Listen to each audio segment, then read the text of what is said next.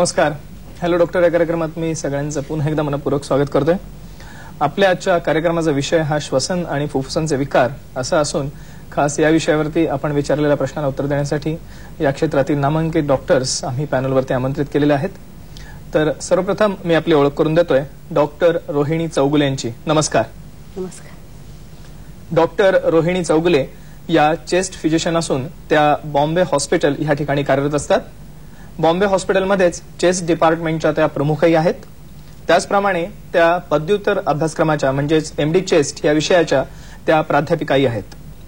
त्याचप्रमाणे Indian chest सोसायटीच्या त्या सेक्रेटरी आहेत आणि इंडियन इन्स्टिट्यूट ऑफ एन्व्हायरमेंटल मेडिसिनच्या त्या हेडही आहेत. आता चौगुले मॅडमची ओळख संपल्यानंतर मी आपली दुसऱ्या डॉक्टरांची ओळख करून देतोय डॉक्टर अनिल मडके यांची. नमस्कार. नमस्कार. डॉक्टर अनिल मडके हे सुद्धा चेस्ट फिजिशियन असून ते सांगली येथे गेली 11 वर्ष कार्यरत आहेत. सांगली येथेच त्यांचे 30 बेडचे स्वतःचे हॉस्पिटलही आहे. त्याचप्रमाणे दमा, कारणे आणि उपचार या पुस्तकाचे त्यांनी लेखनही केले आहे आणि गेली 8 वर्ष ते जनस्वास्थ्य या मासिकाचं संपादनही करत आहेत. आता दोन्ही डॉक्टरांची ओळख करून दिल्यानंतर प्रेक्षकांसाठी एक नम्र निवेदन आहे. प्रेक्षकांनी आपले प्रश्न विचारताना विषयाला अनुसरूनच विचारा. मी पुन्हा एकदा प्रेक्षकांना विषयाची माहिती देतो. आपल्या आजचा जो कार्यक्रम आहे हा श्वसन आणि फुफ्फुसांचे विकार असा आहे. तर श्वसन संस्थेच्या विकाराशी जे काही संबंधित प्रश्न आहेत ते तुम्ही आम्हाला आजच्या कार्यक्रमात जरूर विचारा. दुसरी महत्वाची गोष्ट अशी की आपले प्रश्न कमी वेळात आणि नेमक्या शब्दात विचारा म्हणजे आपल्या जास्तीत जास्त प्रश्नांना आम्हाला उत्तर देता येतील. प्रेक्षकांना मी आता संपर्कासाठी दूरध्वनी क्रमांक देतोय. मुंबईतील प्रेक्षकांसाठी दूरध्वनी क्रमांक पुढील प्रमाणे आहेत 24908050. त्याचप्रमाणे 24988050 आणि मुंबई बाहेरील प्रेक्षकांसाठी एसटीडी कोड 022 असा आहे. मी पुन्हा एकदा प्रेक्षकांना दूरध्वनी क्रमांक देतोय. मुंबईतील प्रेक्षकांसाठी 24908050. त्याचप्रमाणे 24988050 आणि मुंबई बाहेरील प्रेक्षकांसाठी एसटीडी कोड 022 असा आहे. सर्वप्रथम चौगुले मॅडम आणि मडके सर तुम्ही या ठिकाणी उपस्थित राहिला त्याबद्दल धन्यवाद. एस्पेशली डॉक्टर मडके या ठिकाणी सांगलीहून आलेले आहेत खास या कार्यक्रमात सहभागी होण्यासाठी, एवढ्या लांबून आलेले आहेत. मी आपल्या माहितीसाठी सांगू इच्छितो की आजचा आपला जो कार्यक्रम आहे या ठिकाणी आपण आयोजित केलेला आहे तो श्वसन संस्थेचे विकार म्हणजेच साधारण फुफ्फुसांचे विकार या ठिकाणी आपण चर्चेला घेणार आहोत. बरोबर. तर ह्या कार्यक्रमाला सुरुवात करताना डॉक्टर मडके जर का आमच्या प्रेक्षकांसाठी तुम्ही थोडक्यात श्वसन संस्थेची माहिती देऊ शकलात तर फार बरं. अगदी. तर एक चित्र मी दाखवणार आहे. यामध्ये सर्वप्रथम एक महत्वाची गोष्ट की आपल्या शरीरामध्ये 2 फुफ्फुस असतात आणि श्वसन संस्थेची जी काही रचना आहे ती रचना नाकापासून सुरुवात होते. म्हणजे इथे ह्या चित्रामध्ये मी दाखवतो यामध्ये हा नाकाचा भाग आहे. नसिका मार्ग असतो, 2 नाकपुडे असतात आपल्याला. इथून हा श्वास आपण आत घेतो आणि आत घेतल्यानंतर इथून ग्रसनी नावाचा भाग आहे ज्याला घसा आपण म्हणतो, तिथून स्वरयंत्रापर्यंत ही हवा जाते. त्यानंतर एक मोठी श्वासनलिका सुरू होते. ही आपल्या छातीच्या पिंजऱ्यामध्ये जाते आणि जिथं छातीच्या पिंजऱ्यामध्ये 12 बरगड्यांच्या अगदी चांगल्या संरक्षणात ही दोन फुफ्फुस असतात आणि ही श्वासनलिका जी मोठी आहे तिथून 2 श्वसनिका फुटतात. एक उजव्या फुफ्फुसात जाते आणि दुसरी डाव्या फुफ्फुसात जाते आणि मग या श्वासनलिका जसं झाडाला फांद्या फुटाव्यात तशा श्वासनलिका फुटतात आणि नंतर त्याचा शेवट वायुकोशात होतो. जे अगदी भरपूर संख्येने असलेले वायुकोश आहेत तिथून ही हा जो श्वास घेतो त्या श्वासावाटे घेतलेला प्राणवायू रक्तवाहिन्यांमध्ये मिसळला जातो आणि मग हे रक्त हृदयामध्ये जाऊन सर्व पेशींना प्राणवायूचा पुरवठा होतो. असे प्राणवायू देणारी ही संस्था म्हणजे श्वसन संस्था. म्हणजे अतिशय हा महत्वाचा भाग आहे. मला वाटतं व्हायटल ऑर्गन्स पैकी एक शरीराच्या 5 अशी फुफ्फुस अशी आपल्याला म्हणायला हरकत नाही कारण त्यांच्याशिवाय आपलं जीवन अगदीच म्हणजे शक्य नाही. मॅडम अशा या श्वसन संस्थेच्या विकारांविषयी आपल्याला काय माहिती? सर्वसाधारणपणे कुठल्या प्रकारचे रोग फुफ्फुसांमध्ये होऊ शकतात याविषयी काय आपल्याला सांगता? फुफ्फुसाचा रोग म्हणजे सगळ्यात मोस्ट कॉमन आम्हाला सगळ्यांना माहिती आहे टीबी. ह्याची चर्चा पुष्कळ झाली असणार. खरं असा दमा हा पण एक फार कॉमन आहे. आजकाल आम्ही पुष्कळ बघतो. दम्याची पण जास्त दुसरी एक स्मोकिंग रिलेटेड जे आहेत ना ते smoking related disease like chronic obstructive lung disease हा कधी कधी दम्याबरोबर मिक्स होऊ शकतो. दुसरं लंग कॅन्सर, स्मोकिंगमुळे लंग कॅन्सर पण होऊ शकतो. आणि दुसरा एक आहे की लंग फायब्रोसिस. हे एन्व्हायरमेंटमुळे, कधी बॅड एन्व्हायरमेंटमुळे किंवा केमिकल्समध्ये, आता दुसरा म्हणजे आपल्याला कॉज न माहीत असताना ते आपलं फुफ्फुस हे श्रिंक होते. त्याच्यासाठी एक हे पण नवीन लंग फायब्रोसिस असं आम्ही म्हणतो त्यांना. हे पण लंग फायब्रोसिस हे कॉमन डिझीज, लंगचे कॉमन डिझीज आहे. म्हणजे अतिशय म्हणजे प्रामुख्याने दमा, टीबी, सीओपीडी जसं तुम्ही सांगितलं, लंग फायब्रोसिस आहे. निमोनायटिस ही त्याच्यामध्ये मला वाटतं आपण इन्क्लूड करू शकतो. आणि लंग कॅन्सर अशा प्रकारच्या रोगांविषयी आपण या ठिकाणी चर्चा करूया किंवा करणार आहोत. आपल्याला आजच्या कार्यक्रमामध्ये मात्र पहिला प्रश्न कांदिवलीवरून एक प्रेक्षक विचारू इच्छितात. आपला प्रश्न विचारा. हॅलो, माझ्या मुलीचं वय 32 वर्ष आहे. तिला क्षय झाला होता 1 वर्षापूर्वी. बरोबर. आणि तिथं आता डिजिटल एक्सरे करायला सांगितले. आता औषधोपचार पूर्ण झाल्यानंतर बरी झालेली आहे. आता फायनल चेकअप एक्सरे काढते तर थोडीशी पॅशअप येतात तिथं एक्सरेवरती. आता तिला डिजिटल एक्सरे करायला सांगितलेलं आहे. आपला प्रश्न काय? डिजिटल एक्सरे करायला सांगितलेला आहे. तिला वैवाहिक अनमॅरिड आहे. तिला वैवाहिक तिला काही त्रास होईल का परत? अच्छा सर, काय सांगतील त्यांनी? आता मला जो प्रश्न कळला तो म्हणजे वय वर्षे 25 आहे असं ते म्हणाले. 32 आहे. तर क्षयाची बाधा झाली होती आणि उपचार पूर्ण झाला असं तुम्ही म्हणताय. तर एक्सरे मध्ये जर तो पॅच दिसत असेल तर तुमच्या कन्सल्टंट कडून म्हणजे स्पेशालिस्ट कडून ह्याची खात्री करून घ्या की तो आजार पूर्ण जंतुविरहित झालाय की नाही. म्हणजे एक तर त्यांची थुंकी तपासायला हवी, त्या थुंकीमध्ये जंतू आहेत की नाही ते पाहायला हवं. आणि जर थुंकीमध्ये दोष येत नसेल आणि जर शंका असेल स्पेशालिस्टना तर ब्रॉन्कोस्कोपी करून म्हणजे फुफ्फुसामध्ये दुर्बीण घालून तिथला जो भाग आहे किंवा ते स्त्राव आहेत त्यामध्ये जंतू आहेत का हे बघून क्षयरोग हा जंतूसह आहे, ऍक्टिव्ह आहे की पॅसिव्ह आहे हे पाहायला पाहिजे. जर पॅसिव्ह असेल किंवा जंतू नसतील तर काळजीचं कारण नाही आहे. त्या विवाह करू शकतात, सर्वसामान्य जीवन जगू शकतात. आणि जर ऍक्टिव्ह असेल तर उपचारासंबंधी पुन्हा एकदा फेरविचार करून तो उपचार द्यायला हवा असं मला वाटतं. म्हणजे पूर्ण ट्रीटमेंट झाली नसेल किंवा जर पूर्ण आजार बरा झाला नसेल तर उपचारामध्ये थोडंसं आणखीन भर घालून तो पूर्ण पॅच जाईपर्यंत हा उपचार चालू ठेवा असं मला वाटतं. वैवाहिक जीवनामध्ये काही मॅडम आपल्याला काय? कधी कधी तो जरा डाग असतो, तो पहिल्यापासून कधी राहतो, जन्मभर राहतो. ह्याचा हे अर्थ असं नाही की तो क्युअर झाला नाही. जर ट्रीटमेंट बरोबर घेतली जरा डाग एक्सरे मध्ये राहतात. थोडक्यात जखमेचे व्रण जसे राहतात, स्कार जसे राहतात स्किनवरती, तसेच फुफ्फुसामध्ये ते व्रण आहेत असं आपण म्हणायला हरकत नाही. आणि त्याच्याविषयी काळजी करण्याचं, जर का ते जंतू विरहित असतील तर मला वाटतं त्याविषयी काहीच काळजी करण्यासारखं कारण नाही. आपल्याला सांगलीवर एक एसटीडी कॉल येतोय. कुलदीप काही प्रश्न विचारू इच्छितात. कुलदीप बोला. आपण मोठा डॉक्टर साहेब. बोला. मी गणेशनगर मधून बोलते. बोला. फुफ्फुसाचे रोग होऊ नयेत म्हणून घरगुती काय उपाय करा, व्यायाम वगैरे? फुफ्फुसाचे रोग होऊ नयेत म्हणून प्रिव्हेन्शनसाठी छान प्रश्न आहे. मी दोघांनाही नंतर विचारू इच्छितो. डॉक्टर मडके, आपण सर्वप्रथम सांगू शकाल का? असं आहे की आपल्याला हृदयविकाराच्या बाबतीत जसं हृदयविकार होऊ नये यासाठी काही करता येतं तसं फुफ्फुसाच्या बाबतीत करता येतच असं नाही. आपल्या फुफ्फुसाची क्षमता चांगली राहावी यासाठी तुम्ही जरूर व्यायाम करू शकता. किंवा तुम्हाला जर श्वासनलिकांचे विकार किंवा सीओपीडी नावाचा जो वायुकोशांचा आणि श्वासनलिकांचा विकार आहे तो कमी गतीनं वाढावा यासाठी तुम्ही प्राणायाम किंवा योगोपचार किंवा योगासनं करू शकता. आणि नियमित व्यायाम चांगला ठेवून तुमची फुफ्फुसाची कार्यक्षमता चांगली ठेवू शकता. कसं आहे की आपल्याकडे जे गर्दी वगैरे असते किंवा संसर्ग जे होतात ते आपण टाळू शकत नाही. तरी सुद्धा आपण व्यसनापासून लांब राहणं, आहार चांगला ठेवणं, वेळेवर जेवणं, वेळेवर झोपणं अत्यंत महत्वाच्या गोष्टी आहेत. क्षयरोगाच्या बाबतीत जर विचार केला तर या प्राथमिक आरोग्याची काळजी जर घेतली तर आपण फुफ्फुसाच्या विकारापासून अगदी चांगल्या रीतीनं लांब राहू शकतो. आणखीन एक महत्वाची गोष्ट आहे की याच्यामध्ये आपण पर्यावरणाचा विचार करायला हवा. मला वाटतं मॅडम तुम्ही इंडियन इन्स्टिट्यूट ऑफ एन्व्हायरमेंटल मेडिसिनच्या आहात, प्रमुखही आहात. तर तुमचं काय मत आहे की एकंदरीतच आपली फुफ्फुस चांगली राहण्यासाठी, सक्षम राहण्यासाठी आपण काय करायला हवं? फुफ्फुस एकच हे ऑर्गन, स्किन आणि फुफ्फुस हे ऑर्गन असे आहेत की डायरेक्टली ते एन्व्हायरमेंटमध्ये कॉन्टॅक्ट असतात. म्हणजे आम्ही 10,000 लिटर एअर आपण दररोज घेतो.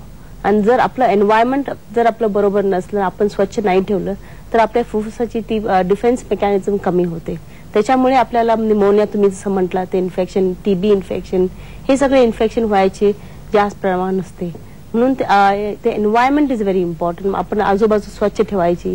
म्हणजे वेस्टर्न कंट्रीजमध्ये टीबी कशाला कमी आहे आणि आमच्या कंट्रीमध्ये टीबी का एवढं फैला आहे की टीबी हे आपल्या एन्व्हायरमेंटमध्ये आपण आजूबाजूचं एन्व्हायरमेंट घरच्या बाहेरचं ते एन्व्हायरमेंट आहे ते आपण खराब ठेवून त्याच्यामुळे आपली टीबी पसरते. म्हणजे थोडक्यात स्वतःच्या हा शारीरिक काळजी बरोबरच आपल्या एकंदरीत पर्यावरणाचीही काळजी आपण प्रत्येकाने घेणं अतिशय आवश्यक आहे. आणि हा भाग मला वाटतं या ठिकाणी अतिशय महत्वाचा आहे की स्वतःच्या शारीरिक काळजी बरोबरच पर्यावरणाची काळजी घेणं अतिशय महत्वाचं आहे.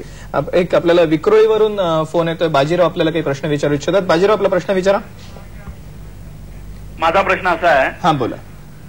हॅलो. हा बोला. माझा प्रश्न असा आहे की मी 47 वर्षाचा आहे आणि मला आता 2-3 वर्षापासून गाडीमध्ये एसी लावली किंवा ऑफिसमध्ये जर एसी मध्ये बसलं तर सर्दीचा तुरंत त्रास होतो. अच्छा. आणखीन आपल्याला आणखीन इतर काही आजार आहेत का? डायबिटीस म्हणा किंवा प्रॉब्लेम आहे. हा बरं, ठीक आहे. त्यांचं वय 45 आहे. डॉक्टर काय सांगता येईल त्यांना? यामध्ये जर असा थंड हवेमध्ये त्रास होत असेल तर तुम्हाला नक्कीच ॲलर्जी आहे आणि ॲलर्जीची सर्दी आहे. यासाठी खरं तर तुम्ही आधी तुमच्या डॉक्टरना म्हणजे स्पेशालिस्टना भेटा आणि त्यासाठी एक काही उपचार, आता नवीन उपचार खूपच उपलब्ध आहेत आणि या उपचाराच्या द्वारे तुम्ही त्यापासून लांब राहू शकता. आणि यात महत्वाची गोष्ट अशी आहे की सर्रासपणे एसी मध्ये त्रास होतो असं नाही. जर त्यामध्ये संसर्ग होत असेल, त्या वातावरणामध्ये संसर्ग होत असेल तर हा त्रास जास्त बळावतो.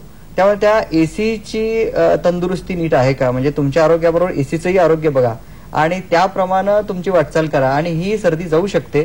आणि कशा प्रकारची ॲलर्जी आहे हे पाहून तुम्ही स्पेशालिस्ट कडून त्या काळासाठी तात्पुरत्या स्वरूपाची उपाययोजना करून या सर्दीवर तुम्ही मात करू शकता. आपल्याला कांदिवलीवरून सुनील पुढचा प्रश्न विचारू इच्छितात. सुनील, आपला प्रश्न विचारा. हॅलो. मला 9 वर्षाचा मुलगा आहे. हा. त्याला 9 वर्षाचा मुलगा आहे. त्याला दम्याचा आजार आहे. साधारण सर्दी अगोदर घट्ट होते, 2 दिवस तसं होतं, सर्दी होते, घट्ट होते ती, आणि नंतर मग त्याला तो श्वसनाचा त्रास होतो, दमा लागतो आणि 2 दिवस कंटिन्युअस असतो. आणि नंतर मग त्याला प्रेडनिझोलॉन वगैरे दिलं तर ते बरं होतं, वायझोलॉन जे आहे ते. आणि नंतर मध्ये 5 दिवस द्यावं लागतं. त्याच्यासाठी पुढची ट्रीटमेंट काय करावी? एक चांगला प्रश्न विचारलाय तुम्ही. मला वाटतं मॅडम, कारण हा अतिशय महत्वाचा दमा हा कारण फुफ्फुसामधला मला वाटतं सगळ्यात महत्वाचा असा रोग आहे. तर एकंदरीतच म्हणजे आता आधी आपण त्यांच्या प्रश्नाचं उत्तर देऊ. त्यांच्या मुलाला हा वारंवार त्रास होतो. कदाचित चाइल्डहुड ब्रॉन्कायटिस हा जो एक प्रकार आहे, लहान वयामध्ये होणारा जो दमा आहे, बालदमा ज्याला आपण म्हणतो, तर आणि अशा वेळेस बऱ्याचदा स्टिरॉइडचा वापर म्हणजे जसं त्यांनी सांगितलं होतं आता की वायसोलॉनच्या गोळ्या त्यांना द्यायला लागतात, तर हे स्टिरॉइड्सचा वापर करावा लागतो बऱ्याचदा. पण हे समजा प्रदीर्घ काळ चाललं जर का लॉंग टर्म मध्ये जर का वापर केला गेला तर कदाचित त्याचे साईड इफेक्ट्सही होण्याची शक्यता असते. तर त्यांचा असा प्रश्न आहे की ह्याच्यामध्ये आपल्याला काय त्यांना मार्गदर्शन करता येईल? मुलांमध्ये, लहान मुलांमध्ये दमा हा फार कॉमन आहे आजकाल आणि त्याच्यामुळे आपल्याला काय करावं लागतं की जेव्हा अक्यूट अटॅक जेव्हा येतो तेव्हा आपण औषधाने हे अटॅक कंट्रोल करायचा. आता आम्ही एक प्रिव्हेंटर मेडिसिन म्हणतो आणि एक कंट्रोलर म्हणतो. खोकला जेव्हा येतो तेव्हा खोकला आला तेव्हा तो कंट्रोलर मेडिसिन यूज करायचं, जसं की आपण इन्हेलर करतो ते. आणि हे मोस्ट इम्पॉर्टंट की लहान मुलांना हे इन्हेलरची टेक्निक बरोबर शिकवली पाहिजे. तुमच्या डॉक्टरकडनं तुम्ही हे इन्हेलरची टेक्निक सुरू करा. हे दिस मेडिसिन लेस दॅन होमिओपॅथिक डोस मध्ये तो दमाचे सगळे कंट्रोलमध्ये येतात. दुसरा हा इम्पॉर्टंट थिंग आहे की प्रिव्हेंटर, ते तुमच्या मुलांना प्रिव्हेंटर हा मेडिसिन तुम्ही यूज केलं पाहिजे. हे प्रिव्हेंटर मेडिसिन म्हणजे काय असते की त्यांच्यामध्ये मायन्यूट डोस ऑफ स्टिरॉइड्स असतात आणि हे लहान मुलांना घ्यायला पण फार सोपं पडते. आणि ह्याच्यामध्ये हे सगळ्या गोळ्या जी असतात ना ते आउटसाइड ह्युमिडिटीमध्ये पण नसते, पण त्यांची पोटन्सी ही असते ती मेंटेन राहते.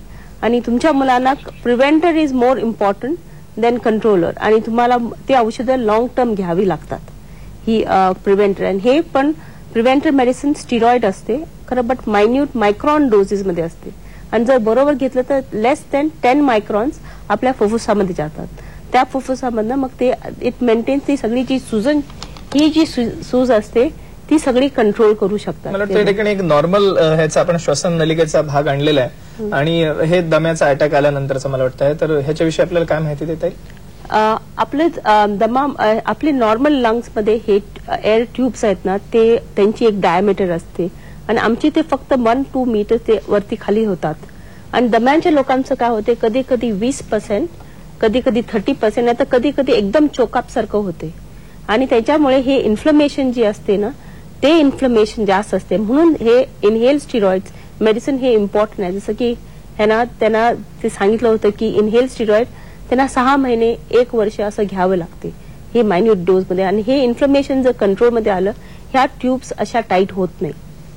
त्यामुळे अतिशय मला वाटतं त्याच्या इनहेल स्टेरॉइड्समुळे एकतर होणारे त्याचे जे दुष्परिणाम आहेत तेही आपण टाळू शकतो, साईड इफेक्ट्सही आपण टाळू शकतो आणि बरोबरीने त्याला तशा प्रकारचे अटॅक्स पुन्हा येऊ नयेत त्याचं प्रिव्हेन्शनही आपण करू शकतो. आणि जर अटॅक आली असते तरी पण ते लहान प्रमाणे येतात, असे मोठ्या प्रमाणे ते इनहेल कंट्रोलरवर आपण अगेन मायन्यूट डोस मधनं कंट्रोल करू शकतो. डॉक्टर मडके, यामध्ये आणखीन एक महत्वाची गोष्ट मला आरोग्य शिक्षणाच्या दृष्टीने सांगावीशी वाटते की तुम्ही आता सांगितलं की तुमच्या 9 वर्षाच्या मुलाला तुम्ही त्रास झाला की प्रेडनिसोलॉनच्या गोळ्या देता. ते अत्यंत धोक्याचं आहे, कारण त्या गोळ्या तुम्ही सेल्फ मेडिकेशन म्हणजे स्वतः उपचार हातात घेऊन ह्या गोळ्या देणं अत्यंत धोक्याचं आहे. कारण या गोळ्यांचा डोस आत्ताच डॉक्टरांनी सांगितल्याप्रमाणे जास्त असतो आणि यामुळे वाढ खुंटू शकते, मुलाची वाढ खुंटू शकते. लक्षात ठेवा सर्व प्रेक्षकांनी. आणि आणखीन एक बाब ही महत्वाची की वारंवार जो इन्फेक्शनचा त्रास होतो संसर्गाचा, सर्दी घट्ट होत असे ते म्हणालेत, तर ही सर्दी घट्ट होते म्हणजे सायनोसायटिस सुद्धा असू शकेल, म्हणजे नाकाच्या आतल्या पोकळीमध्ये इन्फेक्शन असू शकेल. आणि हे इन्फेक्शन हा संसर्ग घरच्यांच्या इतर कुणाला सर्दी असेल किंवा इतर इन्फेक्शन असेल तर त्या तुमच्या मुलाला येत असेल, तर यासाठी सर्दीची आणि दम्याची माहिती करून घ्या, म्हणजे तो टाळायचा कसा हे तुम्हाला समजेल. निश्चितच. आपण पुढचा प्रश्न घेऊया पण एका छोट्याशा विश्रांतीनंतर.